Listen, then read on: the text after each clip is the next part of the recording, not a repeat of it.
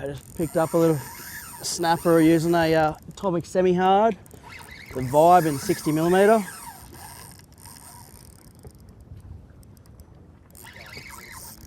He's a little bit angry, hopefully we get him in, but doesn't seem too big, but not a bad snapper on this. Basically fish these similar to a plastic, just letting it get down near the bottom and working it up and down.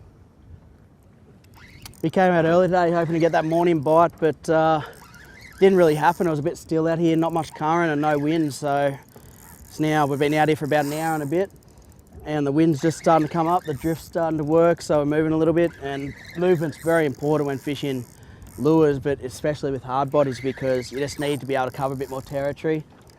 Get a couple off the bottom. We usually troll a couple here behind me, basically just leave the rod holders and work a couple. You need to have that movement to move around the reef and chase them down because you're not burling them up.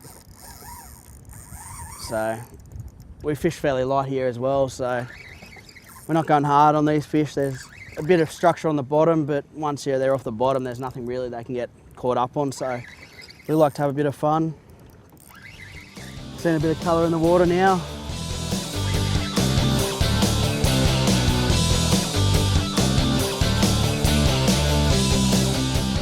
So that's kind of an average sized fish here on this reef. So all we do, see the little semi-hard there and the Vibe, so it's a lipless crankbait basically. We're just throwing it out and hopping it up off the bottom, so we're just letting it sink down to the bottom, then just doing slow lifts to get that Vibe action, then dropping it back down. These snapper are always taking it on that drop, so it's very important to get that rock and moving it up and down and having that drop. And these guys will eat small lures. That's a 60mm one there, but they love that sort of stuff.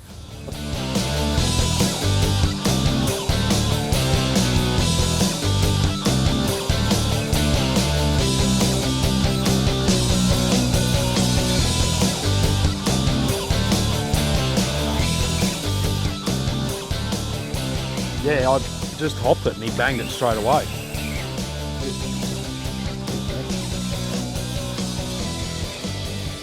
Just been drifting along and thought I'd give it a couple of hops, and as soon as I moved it, he decided that was time to eat it. And might be a not too bad a fish, I think. He's going the opposite way to what he should be. Yeah, we haven't got our fish real well trained. He's meant to swim towards the boat, but yeah, he's not stopping actually.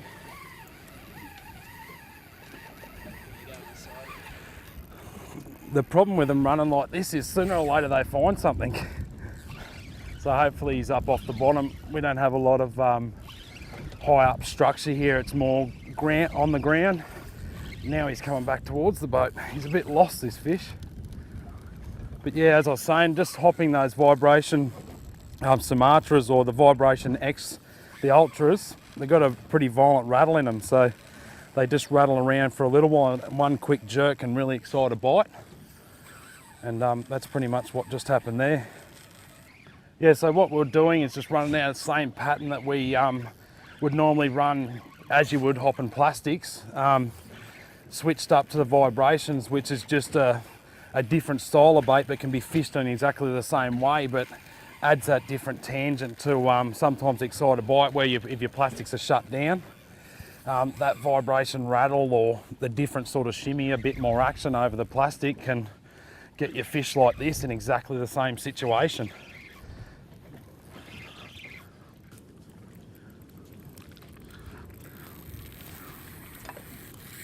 Oh, I just hit something.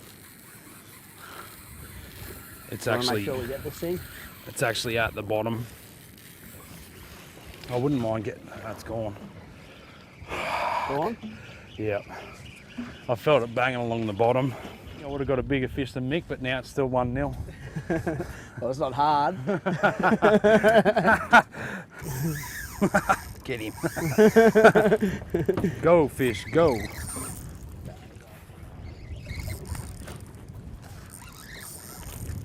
So about probably 2 minutes, less than a minute ago, Jay just lost that other fish we just saw, and we just hooked up. So we're just coming off the edge of the reef, and on the drop off of the reef is typically where you get a couple of hookups, and that's what happens. That's why we troll a couple of rods out. So I just picked that up and gave it a couple of hops, and off it went again. This is the Atomic Semi-Hard Minnow again. Last drift we picked up one coming across the reef, so to fish these sort of depths, we're only 15-20 metres in the water on the top of the reef and 25 off. You've got to really pay a bit of attention about where you drive. It's important to drive around the reef, not over the top of where you fish, because when you drive over the top it spooks, especially the bigger fish. You'll still catch them, but the bigger fish will get spooked a lot easier, so they will come off the reef and won't take a bite. So what we do to go around is do a big loop around the reef and go back on your drift line and have a drift over the reef. It's a lot more successful for that extra 30 seconds of drive. It's well worth it.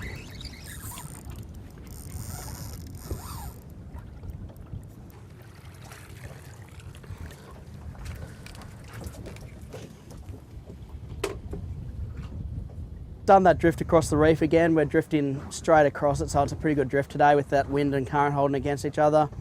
And all we do is you pick up 1 or 2 fish adrift.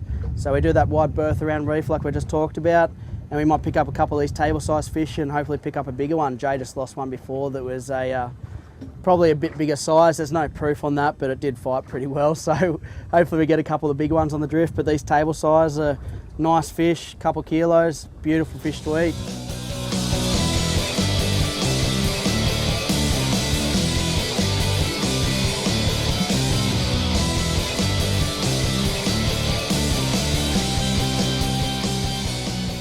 It was a bit quiet on the other reef, so we moved down just to a smaller pinnacle and pulled up for a couple of minutes here and picked up our first snapper. This is on an Atomic Semi-Hards again, the minnow.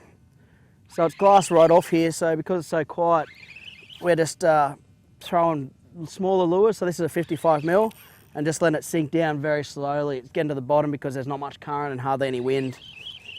So going a bit more subtle in these slower conditions, rather than a plastic that's a bit heavier, and seeing what we can pull up. So the gear we're using today is we're using 2.5, 3,000 size reels, just nice small light reels, using probably 10 to 14 pound braid on most of the outfits, so nice thin braid to get down. With this harder body it's a bit easier. We typically use 11 to 14 pound on this reef, but you can fish 20 or more if you're on some structure.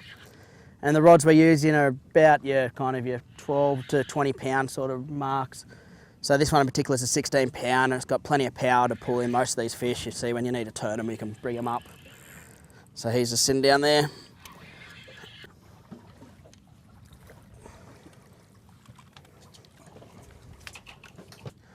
So that's the fella there we just landed. So as you can see, downsizing our lures. Looks like we've just hooked up on another one beside us there, but I'll finish this. Little Atomic Semi-Hards there, 55 mil minnow. So as you can see behind us, it's a very still conditions. The just flattened out here, glassed out, very slow drift. Typically when you're plastics fishing, basically most people would head home in this sort of conditions because it's just too calm. And we'll just point over to Jay, who's just picked up another little snapper on the same semi-hard. So Jay, just throwing it out there, you only just put that on and swap your lure then. I just switched over then because, as you were saying, with the glassier conditions, the bigger, more violent lures, they're obviously more violent, they sink quicker. We've got no current, no wind, we're not drifting very fast, so keeping the presentation right in front of the fish works. First cast with it, first cast with that.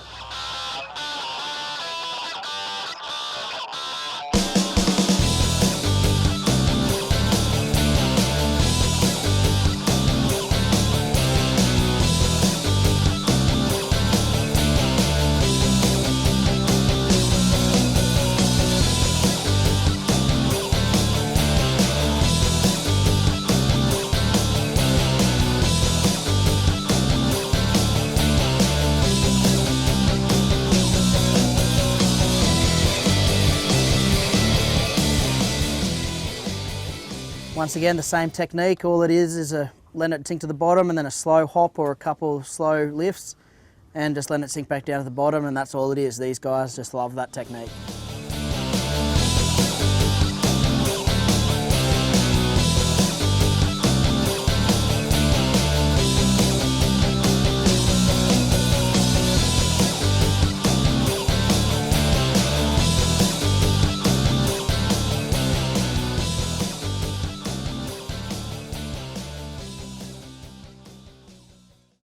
It's Bill Klassen here from The Fishing Show. And if you like this instructional video and want to learn more, it's simple. Go to fishingshowtv.com.au and see a whole host of additional videos.